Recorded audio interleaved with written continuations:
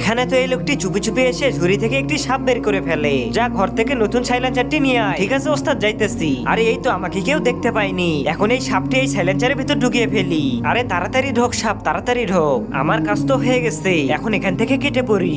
এই যে নিন ওস্তাদ সাইলেন্সার। হ্যাঁ দে, আমার হাতে দে। ভাই আমি তো সাপ ঢুকিয়ে ফেলেছি, এখন বাকি কাজ তোকে করতে হবে।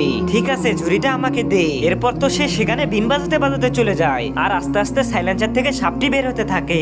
আরে হ্যাঁ আবে, এমন করছিস কেন? বাড়ির কথা মনে হচ্ছে না ওস্তাদ। তাহলে এমন করছিস কেন? সাপ সাপ কোথায়? সাপ সাইলেন্সারের ভেতর। হ্যাঁ তো কি হয়েছে?